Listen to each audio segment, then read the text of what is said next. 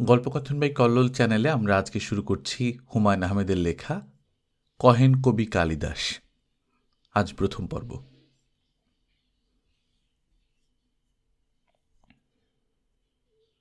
সন্ধ্যা হয় হয় করছে, এখনো হয়নি। আকাশ মেঘলা, ঘরের ভেতর অন্ধকার।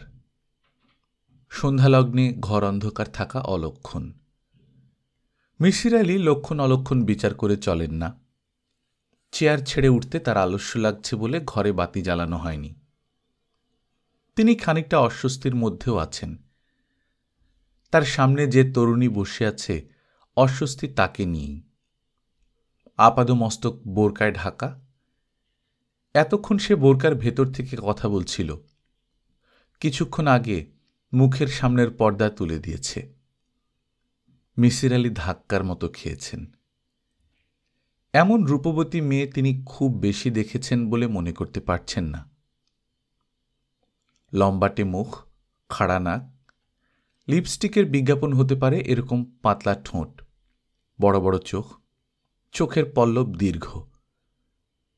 তবে এই দীর্ঘ পল্লব নকলও হতে পারে।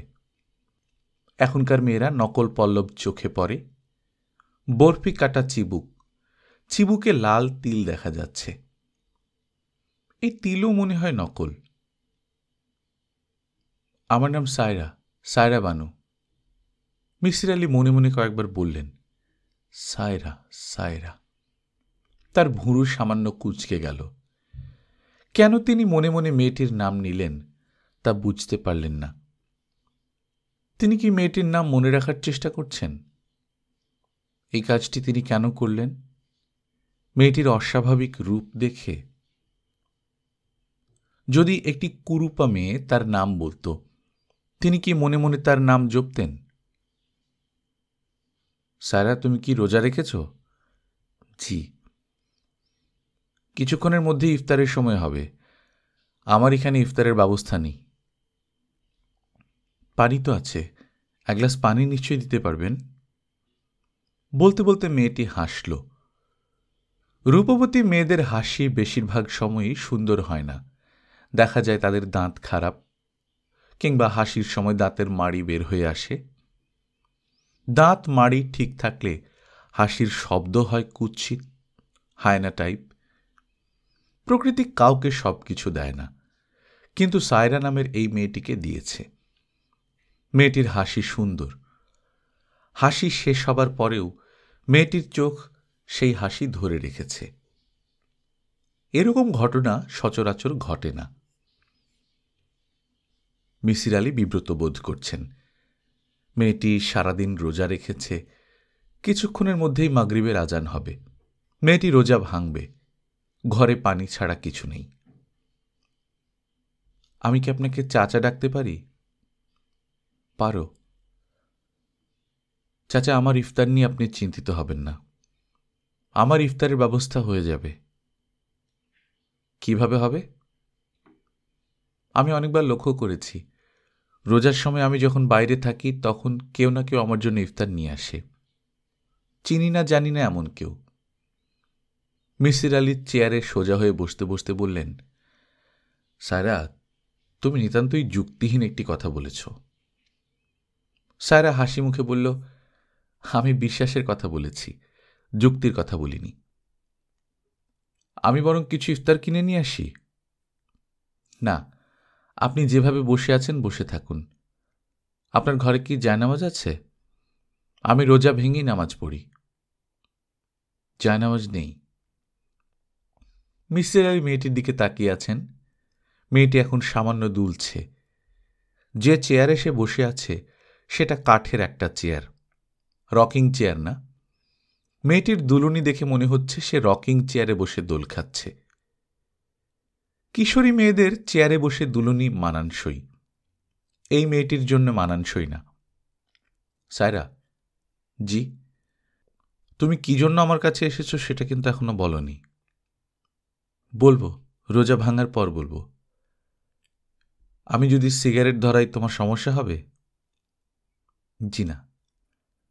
মিসির আলি সিগারেট ধরাতে ধরাতে বললেন, সূর্য উদয় থেকে সূর্যাস্ত পর্যন্ত রোজা রাখার নিয়ম।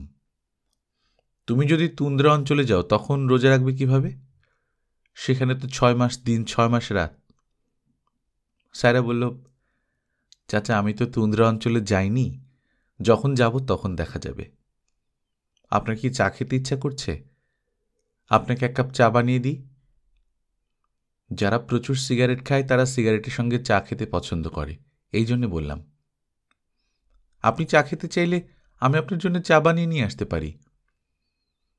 মেয়েটি মিসির আলীর অনুমতির জন্য অপেক্ষা করল না, উঠে দাঁড়াতে দাঁড়াতে বলল, আপনার রান্নাঘর কোন দিকে? মিসির আলী অতি দ্রুত কিছু সিদ্ধান্তে পৌঁছলেন। সিদ্ধান্তে পৌঁছাতে যে বিষয়টা তাকে সাহায্য করল তা হচ্ছে মেয়েটি রান্নাঘরে গেল খালি পায়ে। স্যান্ডেল চেয়ারের পাশে পড়ে থাকল। তার অর্থ নিজ বাড়িতে মেয়েটি খালি পায়ে হাঁটাহাঁটি করে। এই বাড়িতেও সে পুরনো অভ্যাসবশত খালি পায়ে রান্নাঘরে গেছে। যে বাড়িতে এই মেয়েটি খালি পায়ে হাঁটে সেই বাড়ির মেঝে হতে হবে ঝকঝকে ধুলিশূন্য, মার্বেলের মেঝে কিংবা পুরো বাড়িতে ওয়াল টু ওয়াল কার্পেট। মেয়েটি চেয়ারে বসে দোল খাওয়ার ভঙ্গি করছিল, অর্থাৎ মেয়েটির বাড়িতে একটি রকিং চেয়ার আছে। সে অনেকখানি সময় এই চেয়ারে বসে কাটায়, সেই অভ্যেস রয়ে গেছে। মেয়েটির নাকে নাকফুল আছে, নাকফুল হীরের। হীরের সাইজ ভালো। সচরাচর মেয়েরা নাকে যেসব হীরের নাকফুল পরে সেই হীরে চোখে দেখা যায় না, ম্যাগনিফাইং গ্লাসে দেখতে হয়। মেয়েটি যখন উঠে রান্নাঘরে গেল তখন তার গা থেকে হালকা সেন্টের গন্ধ এসেছে। অতি দামি পারফিউম মাঝে মাঝে গন্ধ ছড়ায়, সব সময় ছড়ায় না। মেয়েটি অতি দামি কোনো পারফিউম মেখেছে। মেয়েটি, আপনার রান্নাঘর কোথায় বলেই রান্নাঘরের দিকে হাঁটা দিয়েছে। রান্নাঘরে যাবার কোনো অনুমতি চায়নি। এর অর্থ মেয়েটি অনুমতি নিয়ে কোনো কিছু করায় অভ্যস্ত না। যে বাড়িতে সায়রা বাস করে সে বাড়ির কর্ত্রী সে নিজে। মিসির আলী চোখ বন্ধ করলেন। অনেকগুলো ছোট ছোট সিদ্ধান্ত থেকে একটা বড় সিদ্ধান্তে আসতে হবে, সেটা কোনো জটিল কাজ না। সায়রা নামের মেয়েটি অতি ধনবান গোত্রের একজন। সে গাড়ি ছাড়া আসবে না। সে অবশ্যই গাড়ি নিয়ে এসেছে। গাড়ি কাছেই কোথাও অপেক্ষা করছে। মেয়েটির ইফতার গাড়িতেই আছে। ইফতারের সময় হলেই গাড়ির ড্রাইভার ইফতার নিয়ে আসবে। এই ব্যাপারে মেয়েটি নিশ্চিত বলেই ইফতারের ব্যাপারে মাথা ঘামায়নি। চাচা আপনার চা। মিসির আলী চায়ের কাপ হাতে নিলেন। সায়রা বলল, আমি আগামীকাল লোক পাঠাবো, সে এসে রান্নাঘর পরিষ্কার করে দেবে। আমি আমার জীবনে এমন নোংরা রান্নাঘর দেখিনি। সায়রা আগের জায়গায় বসল, হাত ঘড়িতে সময় দেখল। মিসির আলী বললেন, ইফতারের সময় হলেই তোমার ড্রাইভার ইফতার দিয়ে যাবে। আমার এই অনুমান কি ঠিক আছে? সায়রা বলল, ঠিক আছে। মিসির আলী বললেন, তুমি তোমার বাড়িতে ঘন্টার পর ঘন্টা রকিং চেয়ারে বসে দোল খাও। আমার এই অনুমান কি ঠিক আছে? হ্যাঁ, ঠিক আছে। আমি আপনাকে যতটা বুদ্ধিমান ভেবেছিলাম আপনার বুদ্ধি তার চেয়ে বেশি। আপনি আমাকে সাহায্য করতে পারবেন। আমি আপনাকে দয়া করতে বলছি না। আল্লাহ পাকের দয়া ছাড়া আমি আর কারো দয়া নিই না। আপনার কাজের জন্য আমি আপনাকে যথাযোগ্য পারিশ্রমিক দেব। তুমি আল্লাহ পাকের দয়া ছাড়া কারো দয়া নাও না? জি না। আল্লাহ পাক তো সরাসরি দয়া করেন না, তিনি কারো না কারো মাধ্যমে দয়া করেন। তুমি অসুস্থ হলে ডাক্তারের কাছে যাও, তার সেবা তোমাকে নিতে হয়। আপনি খুব ভালো তর্ক পারেন। আমি আপনার সঙ্গে তর্কে যাব না। আমার মূল কথা হচ্ছে আপনাকে যোগ্য পারিশ্রমিক দেওয়া হবে। যোগ্য পারিশ্রমিকটা কি? উত্তরে 2400 স্কোয়ার ফিটের আমার একটা অ্যাপার্টমেন্ট আছে, 4 বেডরুমের অ্যাপার্টমেন্ট। আমি অ্যাপার্টমেন্টটা আপনাকে দিয়ে দেব। মিসির আলী মেয়েটির দিকে তাকিয়ে আছেন, মেয়েটিও তার দিকে তাকিয়ে আছে। সে চোখ নামিয়ে নিচ্ছে না। চোখে চোখ রাখার খেলা মেয়েরা খুব ভালো পারে। সায়রা বানু ড্রাইভার ইফতার নিয়ে এসেছে। সে সঙ্গে করে জায়নামাজও নিয়ে এসেছে। টেবিলে সে 2টা চায়ের কাপ এবং ফ্লাস্ক রাখল। ফ্লাস্কে নিশ্চয়ই চা আছে। গোছানো ব্যবস্থা। আজান হয়েছে। মিসির আলি আগ্রহ নিয়ে মেয়েটির রোজা ভাঙার দৃশ্য দেখলেন। এক গ্লাস পানি খেয়ে সে রোজা ভেঙেই জায়নামাজ নিয়ে বসল। অপরিচিত জায়গায় কেউ নামাজ পড়তে চাইলে প্রথমেই পশ্চিম কোন দিকে জেনে নেয়। সায়রা তা করেনি। তারপরেও পশ্চিমমুখী করেই জায়নামাজ পেতেছে। এর অর্থ সে আজ প্রথম এখানে আসেনি, আগেও এসেছে, খোঁজখবর নিয়েছে। মেয়েটির আচার আচরণে কোনো জড়তা নেই, অস্পষ্টতা নেই। সে নিজে কি করছে তা জানে। নিজের ওপর তার বিশ্বাস প্রবল। এই বিশ্বাস সে অর্জন করেছে তা মনে হচ্ছে না। বিশ্বাসটা মনে হয় সে জন্মসূত্রেই নিয়ে এসেছে। সায়রার হাতে চায়ের কাপ। সে আগ্রহ নিয়ে চায়ের কাপে চুমুক দিচ্ছে। মিসির আলি সিগারেট ধরিয়েছেন। সায়রা বলল, চাচা, আপনি কি আমার প্রস্তাবে রাজি? মিসির আলি বললেন, কোন প্রস্তাব? সমস্যার সমাধান করব বিনিময়ে বাড়ি? হ্যাঁ। মিসির আলি বললেন, তুমি আমার বিষয়ে ভালো খোঁজখবর নিয়েই এসেছ, কাজেই তোমার জানা উচিত সমস্যার সমাধান আমার পেশা না। আর তাছাড়া সমস্যার সমাধান আমি সেভাবে করতেও পারি না। জগতের বড় বড় রহস্যের বেশিরভাগ থাকে অমীমাংসিত। প্রকৃতি রহস্য পছন্দ করে, রহস্যের মীমাংসা তেমন পছন্দ করে না। সায়রা শান্ত গলায় বলল, প্রকৃতি রহস্যের মীমাংসা পছন্দ করুক বা না করুক, আপনি পছন্দ করেন। আমি আপনার কাছে সাহায্যের জন্য এসেছি, আপনি আমাকে সাহায্য করবেন। কেন সাহায্য করব? আপনি আপনার নিজের আনন্দের জন্য করবেন। সমস্যা সমাধান করে আপনি আনন্দ পান। সমস্যা যত বড়, আপনার আনন্দও হয় তত বেশি।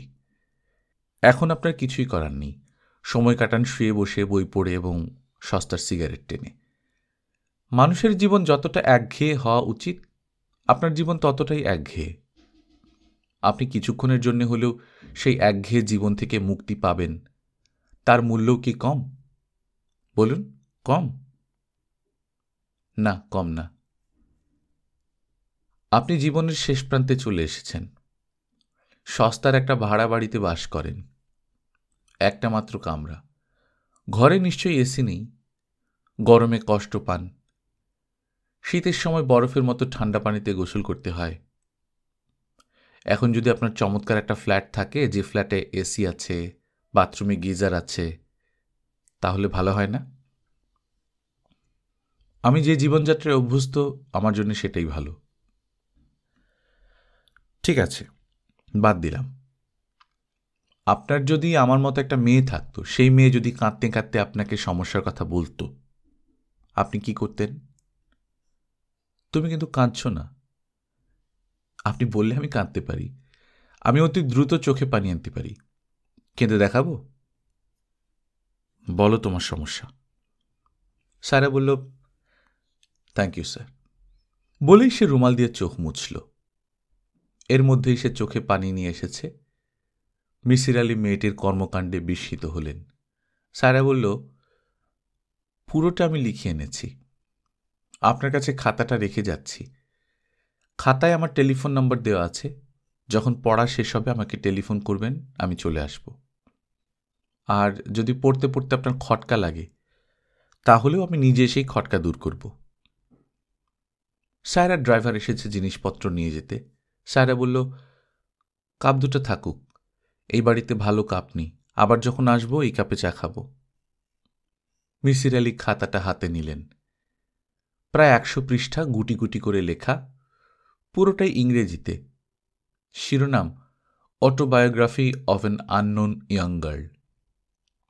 সায়রা লজ্জিত ভঙ্গিতে বলল, লেখাটার টাইটেল আমি একজনের কাছ থেকে নকল করেছি। নীরজ সি চৌধুরীর একটা বই আছে, নাম autobiography of an unknown Indian, সেখান থেকে নেয়া। মিসির আলি বললেন, তোমার পড়াশোনার সাবজেক্ট কি ইংরেজি? জি না, কেমিস্ট্রি। আমি স্কটল্যান্ডের অ্যাবারডিন ইউনিভার্সিটি থেকে কেমিস্ট্রিতে পিএইচডি করেছি। বুঝতে পারছি আপনি ছোটখাটো একটা ধাক্কার মতো খেয়েছেন।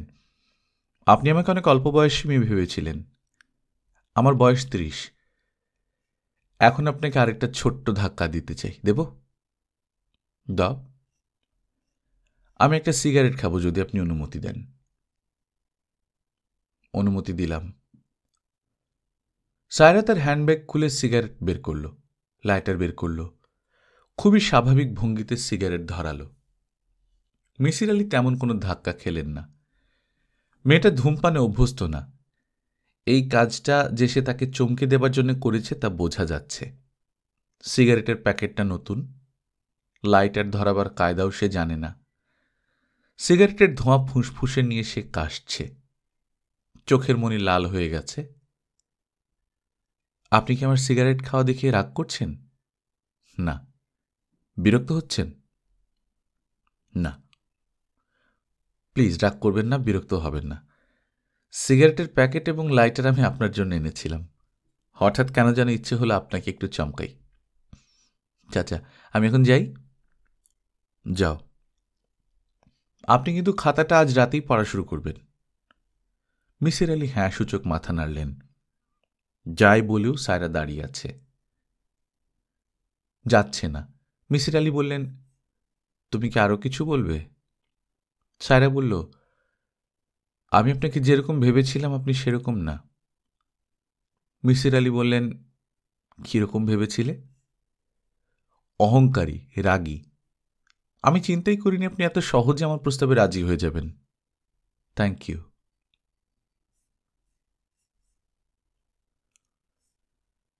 বাবা আমার নাম রেখেছিলেন মিথেন। আমার নাম মিথেন, আমার ছোট বোনের নাম ইথেন। ছোটবেলায় কেউ আমার নাম জিজ্ঞেস করলে মজার ব্যাপার হতো। প্রশ্নকর্তা শুনে বলতেন, এমন নাম তো শুনিনি, এর অর্থ কি? আমি বলতাম, মিথেন হল হাইড্রোকার্বন, এর কেমিক্যাল ফর্মুলা CH4। আমার ছোট বোনের নাম ইথেন, ইথেনের কেমিক্যাল ফর্মুলা হল CH3CH3। প্রশ্নকর্তার অবাক হয়ে বলতো, এমন অদ্ভুত নাম কে রেখেছে? আমি বলতাম, বাবা, তিনি কেমিস্ট্রির টিচার। আমার বাবার নাম হাবিবুর রহমান। ছোটখাটো মানুষ, কুঁজো হয়ে হাঁটতেন যখন, তখন তাকে আরও ছোট দেখাতো। কলেজের ছাত্ররা তাকে ডাকত ট্যাবলেট স্যার। আমার ছোট বোন ইথেন ছিল ফাজিল স্বভাবের মেয়ে। সে একদিন বাবাকে ট্যাবলেট বাবা ডেকে ফেলেছিল। বাবা অবাক হয়ে কিছুক্ষণ তার ছোট মেয়ের দিকে তাকিয়ে থেকে বললেন, এইটা কি বললা গো মা? ইথেন বলল, আর কোনোদিন বলবো না বাবা, এই বলেই কাঁদতে শুরু করল। বাবা তার মাথায় হাত বুলিয়ে কান্না বন্ধ করলেন। আমার ট্যাবলেট বাবা মানুষ হিসেবে ভালো ছিলেন। শুধু ভালো না, একটু বেশি রকম ভালো। তিনি আমাদের দুই বোনকে খুবই আদর করতেন। কিছু কিছু মানুষ আদর, স্নেহ, ভালোবাসা এইসব মহৎ গুণ নিয়ে জন্মায়, কিন্তু প্রকাশ করতে পারে না। বাবা ছিলেন সেই দলের। মার মৃত্যুর পর বাবার বিয়ে করেননি, কারণ তার ধারণা হয়েছিল সৎমায়ের সংসারে আমরা দুই বোন কষ্ট পাব। ধর্মকর্মের প্রতি বাবার কোনো ঝোঁক আগে ছিল না। মার মৃত্যুর পর তিনি এদিকে ঝুঁকে পড়েন। নামাজ, নফল রোজা, গভীর রাতে জিকির এসব চলতে থাকে। তিনি দাড়ি রাখলেন, চোখে সুরমা দেয়া শুরু করলেন। কলেজের ছাত্ররা তার নতুন নামকরণ করল ট্যাবলেট হুজুর। অতিরিক্ত ধর্মকর্মই সম্ভবত বাবার মধ্যে কিছু পরিবর্তন নিয়ে এলো। তিনি সূচিবায়ু রোগে পড়লেন। অজু করার পরপরই মনে হতো যে বদনায় তিনি অজু করেছেন সেই বদনা নাপাক, কাজেই বদনা ধুয়ে আবার নতুন করে অজু। সূচিবায়ু খুব খারাপ রোগ। এই রোগ কখনো স্থির থাকে না, বাড়তে থাকে। বাবার এই রোগ বাড়তে থাকল। তার সঙ্গে যুক্ত হল ইবলিশ শয়তান দেখা রোগ। মাঝে মধ্যেই তিনি আমাদের বাড়ির আনাচে কানাচে ইবলিশ শয়তানকে দেখতে শুরু করলেন। ইবলিশ শয়তান নাকি নিজ দায়িত্বেই বাড়িতে উঠে এসেছে। তার একটাই কাজ, বাবাকে ধর্মের পথ থেকে সরিয়ে আনা। একদিনের কথা, বাবা মাগরিবের নামাজের পর আমাদের দুই বোনকে ডেকে পাঠালেন। আমরা অবাকই হলাম, কারণ মাগরিব থেকে এশা পর্যন্ত বাবা কারোর সঙ্গে কথা বলতেন না, জায়নামাজে বসে তসবিহ টানতেন। আমরা বাবার সামনে বসলাম, তিনি জায়নামাজে বসে আছেন।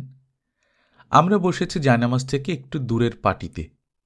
দরজা জানলা বন্ধ, ঘর অন্ধকার। বাবার সামনে আগরদানে আগরবাতি জ্বলছে। বাবা বললেন, মাগো, একটা বিশেষ কারণে ডেকেছি, কারণটা মন দিয়ে শোনো। ইবলিশ স্বয়ং এই বাড়িতে আশ্রয় নিয়েছে, তার বিষয়ে সাবধান। আমি কয়েকবারই তার সাক্ষাৎ পেয়েছি, তোমরাও নিশ্চয়ই পাবে। তোমরা যাতে ভয় না পাও এই জন্যই আগেভাগে সাবধান করে দিলাম। ইথেন বলল, বাবা, ইবলিশের দেখা যদি পাই তাহলে তাকে কি ডাকব? ইবলিশ ভাই? বাবা হতভম্ব হয়ে ইথেনের দিকে তাকালেন। ইথেন সহজভাবে তাকিয়ে রইল। বাবা বললেন, মাগো, তুমি কোন ক্লাসে পড়ো? ক্লাস 10-এ উঠেছি। যে মেয়ে ক্লাস 10-এ উঠেছে সে তো মাশাআল্লাহ অনেক বড় মেয়ে। তার কি উচিত সবসময় ঠাট্টা ফাজলামি ধরনের কথা বলা? উচিত না বাবা। বাবা বললেন, ইবলিশ শয়তান যে এই বাড়িতে আছে আমার এই কথাটা তোমরা গুরুত্বের সঙ্গে নাও। এর ক্ষমতা অনেক বেশি বলেই আল্লাপাক স্বয়ং তার বিষয়ে বারবার সাবধান করেছেন।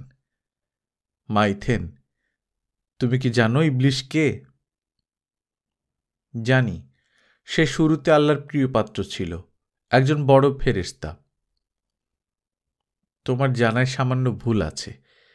ইবলিশ ফেরেশতা না, সে জিন সম্প্রদায়ের। জিন সম্প্রদায় মানব সম্প্রদায়ের কাছাকাছি। এদের জন্ম মৃত্যু আছে, তবে ইবলিশের মৃত্যু হবে কিয়ামতের সময়, তার আগে না। ইথেন আবারও বেফাঁস কিছু বলতে যাচ্ছিল, আমি তাকে ইশারায় থামালাম। বাবা বললেন, আমাদের সাবধান থাকতে হবে, আমাদের খুবই সাবধান থাকতে হবে। শয়তান চলে মানুষের শিরায় শিরায়। তারা মানুষের সবচেয়ে দুর্বল অংশে আঘাত করে। আমাকে শয়তান কিছু করতে পারছে না, কাজেই সে তোমাদের মাধ্যমে আমার ক্ষতি করার চেষ্টা করবে, কারণ আমি তোমাদের অত্যন্ত স্নেহ করি। স্নেহ ভালোবাসা মানুষের দুর্বল স্থান, কাজে ইবলিশ আঘাত করবে স্নেহ ভালোবাসার দুর্বল স্থানে। বাবার কথা শেষ হবার আগেই ইথেন বলল, বাবা আমি উঠি, আমার একটা জরুরি কাজ আছে। কি কাজ? টিভিতে এক্স ফাইলস নামে একটা শো হয়, আমি তার কোনোটাই মিস করিনি, আজকেরটাও করব না। এক্স ফাইলে কি দেখায়? ভূত প্রেত সুপার ন্যাচারাল এসব হাবি যাবি। হাবি যাবি দেখার দরকার কি? হাবি যাবি আমার ভালো লাগে বাবা, কি করব বলো? আমি মেয়েটাই মনে হয় হাবি যাবি। বাবা গম্ভীর গলায় বললেন, আচ্ছা যাও। ইথেন তৎক্ষণাৎ উঠে চলে গেল। বাবা আমার দিকে তাকিয়ে বললেন, ঠিক আছে মা, তুমিও যাও। হাবিজাবির দিকে ইথেন খুবই ঝুঁকে পড়েছিল। সে সিগারেট খাওয়া ধরেছিল। রাতে ঘুমাতে যাবার সময় সে তার ব্যাগ থেকে সিগারেট বের করে প্রথমে আমার দিকে বাড়িয়ে দিয়ে বলতো, আপা খাবি? একটা টান দিয়ে দেখ না। এমনভাবে দেখাচ্ছিস কেন? ছেলেরা যে জিনিস খেতে পারে মেয়েরাও পারে। তোর ইচ্ছে হলে বাবাকে বলে দে। যা, এক্ষুনি গিয়ে বল। আমি কোনো কিছু কেয়ার করি না। বাবা কি করবে, মারবে আমাকে? মারলে মারুক। সে যে কোনো কিছুই কেয়ার করে না তার প্রমাণ কিছুদিনের মধ্যেই পাওয়া গেল। এক রাতে সে তার ব্যাগ থেকে কোকের ক্যানের মতো ক্যান বের করে বলল, আপা এক চুমুক খেয়ে দেখবি? আমি বললাম, কি? বিয়ার, সামান্য অ্যালকোহল আছে, সেটা না থাকার মতোই। তুই বিয়ার খাচ্ছিস? হ্যাঁ। অসুবিধে কি? রোজ তো খাচ্ছি না, একদিন একটু চেখে দেখব। ইউরোপ আমেরিকায় আমার বয়সী মেয়েরা পানি খায় না, বিয়ার খায়। বিয়ার তোকে কে দিয়েছে? দিয়েছে একজন, নাম দিয়ে কি করবি? আমি অবাক হয়ে দেখলাম সে তার বিছানায় পা ঝুলিয়ে বসেছে, বিয়ারের ক্যানে চুমুক দিচ্ছে, পা দোলাচ্ছে, তার মুখ হাসি হাসি। আমি মনে মনে ভাবলাম, বাবার কথাই মনে হয় ঠিক। আমাদের দুই বোনের মধ্য দিয়ে শয়তান কাজ করতে শুরু করেছে। আমার উচিত ছিল ইথেনের কর্মকাণ্ড বাবাকে জানানো। আমি তা জানালাম না। এখানেও হয়তো কোনো শয়তানের হাত আছে। এর মাস 6 পরের কথা। বর্ষাকাল, তুমুল বর্ষণ হচ্ছে। আমরা দুই বোন ছাদে বৃষ্টির পানিতে গোসল সেরে ফিরেছি।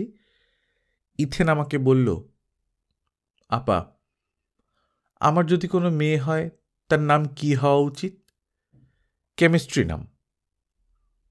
প্রোপেন নামটা তোর পছন্দ হয়? ছেলে হলেই বা কি নাম হবে? তুই যা তো, বাবার কাছ থেকে জেনে নিয়ে আয়। আমি বললাম, বিয়ে হোক, ছেলে মেয়ে হোক, তখন বাবার কাছ থেকে জানব। আমার এখনই জানা উচিত। এখনই কেন জানা উচিত? এখনই জানা উচিত কারণ আমার পেটে বাচ্চা। আমি বললাম, ফাজলামি করিস না। ফাজলামি করছি না, যা বাবাকে গিয়ে বল, এক্ষুনি বল। আমি বললাম, ইথেন, সব কিছুর সীমা আছে। ইথেন বলল, সব কিছুর সীমা আছে তোকে কে বলল? মহাকাশের সীমা নেই, মানুষের ভালোবাসার সীমা নেই, ঘৃণার সীমা নেই, অহংকারের সীমা নেই। চুপ কর। আমি চুপ করব না। আপা, আমি নাম চাই। বাবা যদি নাম না দেন তাহলে আমি ইবলিশের কাছে নাম চাইব। সেটা কি ভালো হবে? ইবলিশ নিজের নামের সঙ্গে মিল রেখে যদি দেয় কিবলিশ, সেটা ভালো হবে, লোকে হাসবে না। বাবার ঘর অন্ধকার, দরজা জানলা বন্ধ, ঘরের বাতি নেভানো। তবে জায়নামাজের পাশে মোমবাতিটা জ্বলছে। ঘরে আগরবাতির গন্ধ। আগরবাতি দেখা যাচ্ছে না, তবে জ্বলছে নিশ্চয়ই। তিনি মোমবাতির দিকে পেছন ফিরে তসবিহ টানছিলেন। আমি তার সামনে বসতেই তিনি আমার দিকে ফিরলেন। পেছন থেকে মোমবাতি এনে দুজনের সামনে রাখতে রাখতে বললেন, যে জটিল কথাটি বলতে এসেছিস সেটা বলে ফেল। কি বলবি সেটা মনে হয় আমি জানি। মোমবাতির আলোতে বলতে অসুবিধে হলে মোমবাতিটা নিভিয়ে দিই। আমি বললাম, বাতি নেভাতে হবে না। বাবা তসবিহ টানা বন্ধ করলেন না, আমার দিকে তাকালেনও না। তিনি তাকিয়ে রইলেন মোমবাতির দিকে। আমি কথা শেষ করলাম। তার চেহারায়, চোখ মুখের ভঙ্গিতে কোনো পরিবর্তন হল না। তিনি বিড়বিড় করে বললেন, মা, দেখি আতরের শিশিটা এনে দাও তো। নিজের মেয়ের সম্পর্কে এমন ভয়াবহ কথা শোনার পর পৃথিবীর কোনো বাবা বলতে পারে না, আতরের শিশিটা দেখি। গায়ে আতর মাখা তিনি সম্প্রতি শুরু করেছেন। এক সুফি মানুষ নাকি মেশকে আম্বর নামের এই শিশি দিয়েছেন। আতরের বৈশিষ্ট্য হল গন্ধ অতি কড়া, তবে কড়া গন্ধে মাথা ধরে না। আমি বললাম, বাবা সত্যি আতর এনে দেব? ইবলিশ শয়তান সুগন্ধি সহ্য করতে পারে না। তার পছন্দ সালফার পোড়া দুর্গন্ধ। সবসময় গায়ে আতর মাখবি। আমি আতরদানি এনে বাবার সামনে রাখলাম। তিনি অনেক আয়োজন করে আতর দিলেন। প্রথমে তুলায় আতর মাখলেন, সেই তুলা হাতে ঘষলেন, নাকে ঘষলেন, শেষ পর্যায়ে কানের ভাঁজে রেখে দিলেন। আমি বললাম, তুমি কি ইথেন বিষয়ে কিছু বলবে নাকি আমি চলে যাব? তুমি আরও চিন্তা ভাবনা করবে? বাবা বললেন, আমার মেয়েটির কোনো দোষ নাই রে মা, সব শয়তান করাচ্ছে।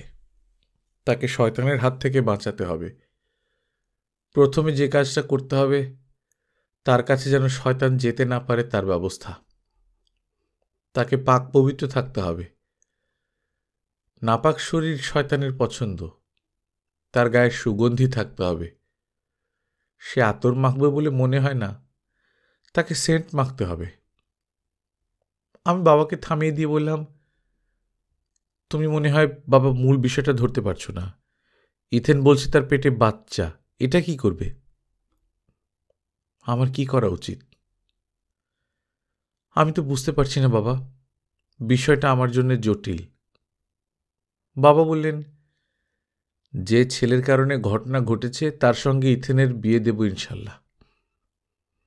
যে ছেলের কারণে ঘটনা ঘটেছে তার নাম ঠিকানা এনে দে, আমি তাকে রাজি করাবো, প্রয়োজনে তার পায়ে ধরব। আমি বললাম, যে ছেলে এই কাণ্ড ঘটিয়েছে সে তো খারাপ ছেলে, তুমি তার সঙ্গে ইথেনের বিয়ে দেবে? হ্যাঁ, দেব। এতে ইথেনের সম্মান রক্ষা হবে। সম্মান অনেক বড় জিনিস রে মা। তুই ছেলেটার নাম ঠিকানা এনে দে। আর শোন মা, আজ রাতে আমি কিছু খাবো না, উপোস দেব। সারা রাত উপোস নিয়ে আল্লাহ পাকের নাম জিকির করব। বাবা মোমবাতি নিভিয়ে ঘর অন্ধকার করে দিলেন।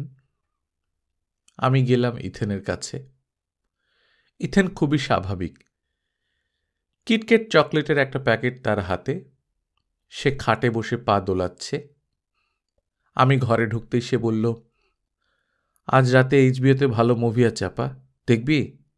Silence of the lamps.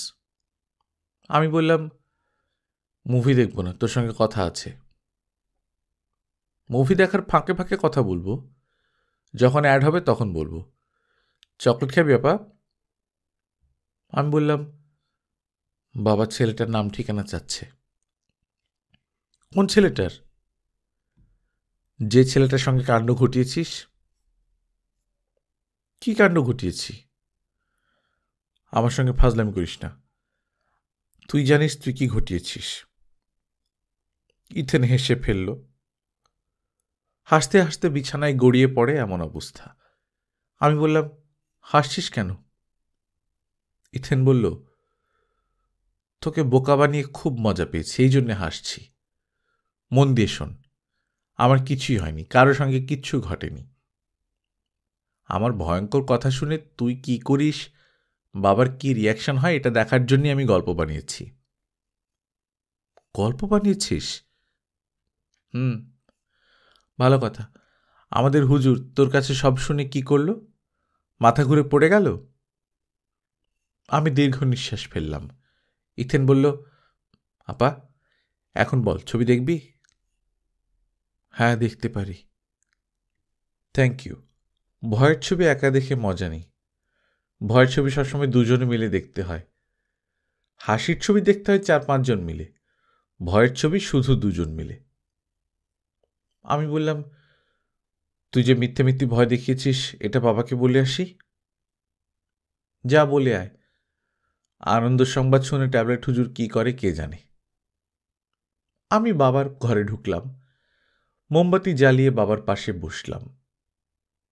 দেখলাম বাবার মুখ ছাই বর্ণ, কপালে ঘাম। তিনি সামান্য কাঁপছেন, তার ঠোঁট নড়ছে। নিশ্চয়ই কোনো দোয়া দরুদ পড়ছেন। তিনি ইশারায় আমাকে চুপ থাকতে বললেন। তিনি বড় কোনো দোয়ার মাঝখানে আছেন।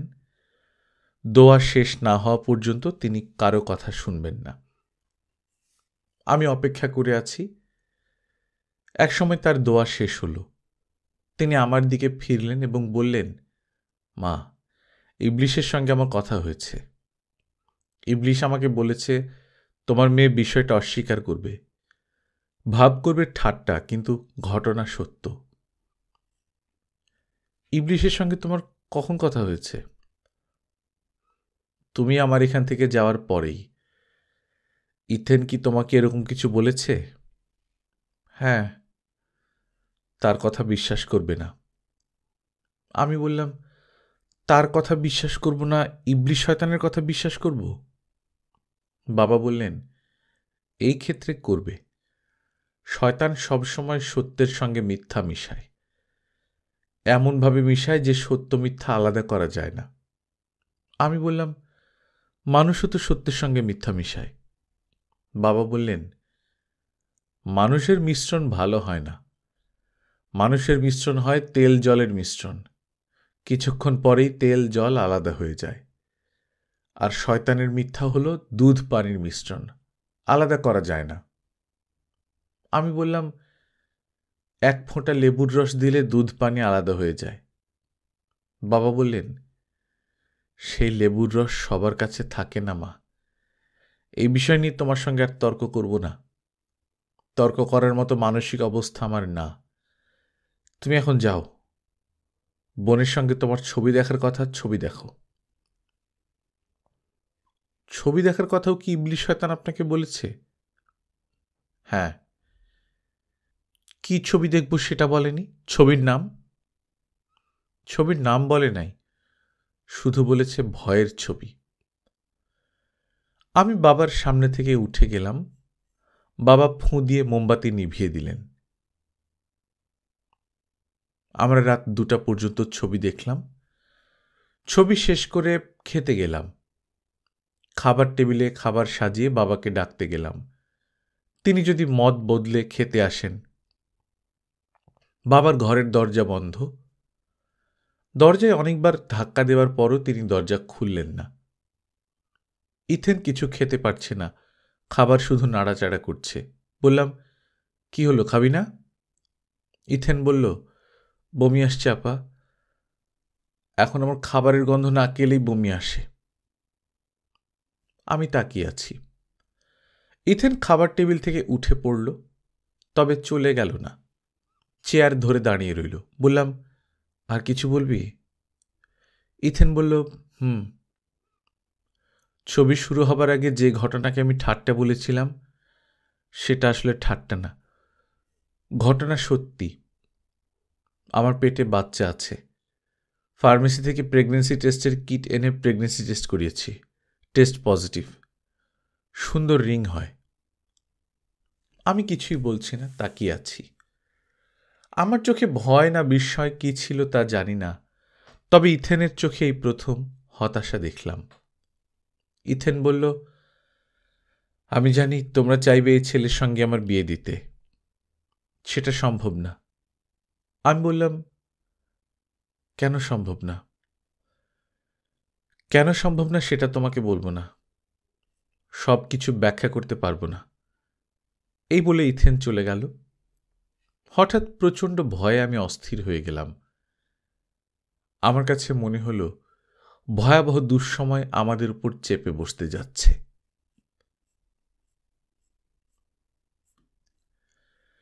মিসির আলি খাতা বন্ধ করলেন, সিগারেট ধরালেন, রান্নাঘরে গেলেন, চুলা ধরিয়ে চায়ের কেটলি বসালেন।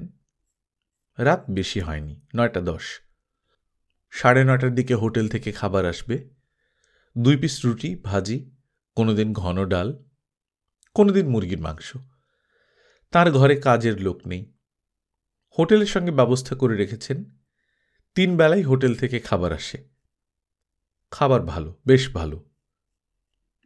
মিসির আলির ধারণা হোটেলওয়ালা তার খাবার আলাদা রান্না করেন। তার ধারণার পেছনে কারণ হল, রাতের খাবারটা হোটেলের মালিক হারুন ব্যাপারী হটপটে করে নিজে নিয়ে আসেন। খাওয়া দাওয়া শেষ না হওয়া পর্যন্ত সামনে বসে থাকে। মিসির আলির সঙ্গে সে অতি আগ্রহের সঙ্গে নানান বিষয়ে গল্প করে। গল্পের কোনো বিশেষ ধারা নেই, এক একদিন এক একটা। যেমন গতকাল গল্পের বিষয়বস্তু ছিল সাপের মণি শক্ত না নরম। মিসির আলি বললেন, সাপের তো মনিই হয় না, শক্ত নরমের প্রশ্নই ওঠে না। হারুন ব্যাপারে বিস্মিত হয়ে বলল, মিসির আলি সাহেব, আপনি অনেক জ্ঞানী লোক, তারপরেও সব জ্ঞানী লোক সব বিষয়ে জানে না, আপনিও জানেন না। সাপের মণি অবশ্যই হয়, আমি নিজ চোখে দেখছি। এখন বলেন আমি মিথ্যা দেখছি? মানুষের দেখার মধ্যেই ভুল থাকে। দড়ি দেখে অনেকে সাপ মনে করে, এই জন্যই বলা হয় রজ্জুতে সর্পভ্রম। হারুন বলল, যারা মালটাল খায় হাঁটাহাঁটি করে তারা দড়ি দেখে সাপ বলে। আমি জিন্দেগিতে মাল খাইনি, কোনোদিন খাবো না ইনশাল্লাহ। যদি কোনোদিন 1 ফোঁটা মাল খাই আপনার কাছে এসে শিকার যাব, আপনি আমারে পায়ের জুতা দিয়া 2 গালে 2টা বাড়ি দিবেন। এই ধরনের মানুষের সঙ্গে কোনো রকম তর্কে না যাওয়াই ভালো। মিসির আলি তর্কে পারতপক্ষে যান না। লোকটি তাকে পছন্দ করে, মাত্রার বেশি পছন্দ করে। সেই পছন্দকে তিনি অগ্রাহ্য করতে পারেন না। হারুন ব্যাপারী গত সপ্তাহে তাকে একটা মোবাইল টেলিফোন গিফট করেছে। বাজার থেকে কিনে এনে যে গিফট করেছে তা না, কোনো এক কাস্টমার নাকি মোবাইল টেলিফোন তার দোকানে ফেলে গেছে, সে মোবাইল টেলিফোনের সিম কার্ড ফেলে নতুন সিম কার্ড ভরে উপহার হিসেবে নিয়ে এসেছে মিসির আলির জন্য। মিসির আলি বলেছেন, ওই কাস্টমার নিশ্চয়ই মোবাইল টেলিফোনের খোঁজে আপনার রেস্টুরেন্টে আসবে। হারুন বলেছে, সকালে ফালায় গেছে, দুপুরে এসে উপস্থিত। আমি বলছি আমরা কিছু পাইনি। কাজটা কি ঠিক হলো? অবশ্যই ঠিক হয়েছে। তুই সাবধানে চলাফেরা করবি না, যেখানে সেখানে জিনিসপত্র ফালায় রেখে চলে যাবি।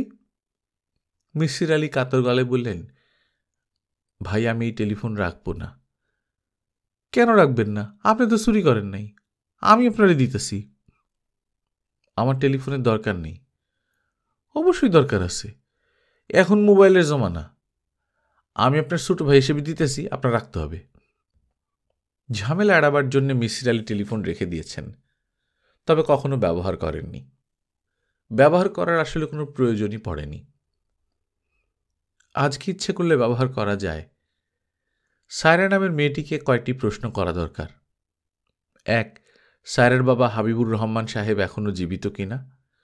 2, তাদের বাড়িতে 2 বোন এবং বাবা ছাড়া অন্য কেউ থাকে কিনা। 3, সায়রা যে লেখা লিখছে হুবহু সেটা সত্য কিনা। তার লেখার ভঙ্গি উপন্যাসের ভঙ্গি। উপন্যাস লেখক সত্য ঘটনা বর্ণনার সময় নানান রং ব্যবহার করেন। নানান রঙের মিশ্রণ থেকে সাদা কালো সত্য বের করা বেশ কঠিন। গল্পকথন বাই কল্লোল চ্যানেল আপনারা শুনছেন হুমায়ুন আহমেদের লেখা মিসির আলি সিরিজের গল্প কহেন কবি কালিদাস, আজ প্রথম পর্ব। আমরা নিয়মিত গল্প পাঠ করে শোনাচ্ছি। আপনারা যারা প্রথমবার মতো শুনছেন কাইন্ডলি সাবস্ক্রাইব করে নেবেন। গল্প পাঠ ভালো লাগলে বন্ধুদের সঙ্গে শেয়ার করবেন। নিজে ভালো থাকবেন, আশপাশের লোকজনকে ভালো রাখবেন। টাটা।